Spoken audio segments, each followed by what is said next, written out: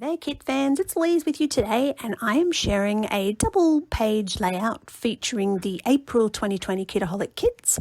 So I'm starting with four 4x6 photos and two pieces of 12x12 white cardstock, and I sort of don't really have much idea in mind, but I know that I'm going to title this page Pinata, and you can see that I've used the letters from this month's kit, and I've just spelt out Pinata on the plastic packaging that comes with your kit. So that helps me to kind of move it around a little bit so that I can decide where I want to put things and how I'm going to help this layout develop. So this is actually my first layout that I'm doing with the April kit, and I have all the elements. So sometimes I find this a little bit overwhelming. There can be almost too much to choose from when you make that first layout, but I'm basically just letting my sort of creation be dictated by what I'm picking out of the collection. So you can see that as much as I didn't start with this sort of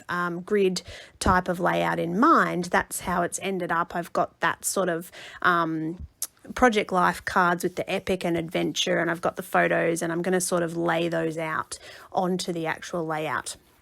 Now it's at this point where I'm kind of thinking, okay, I need something in the background. I love to start with a white background, but I don't like it to be left plain white. So I'm going to use one of the Heidi Swap die cuts, and I'm actually going to use it as a stencil with Distress inks. And because I'm using it with the Distress inks, that ink actually sticks to that die cut paper. So later on, I'm actually going to feature that die cut paper on a layout as well. Now, off camera, you can see that I have gone ahead and I've added some more of that distress with the orange in the background of those layers as well. And I've stuck all this down.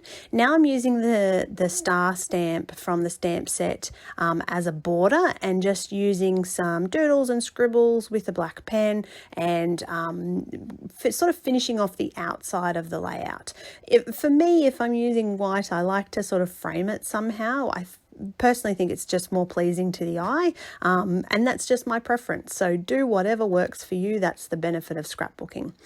Now it's at this point where I'm thinking, okay, I've got this great layout, but I haven't saved a space for my journaling. But I have got this white space in the middle, and to join the two areas together, that's where I'm going to add my journaling.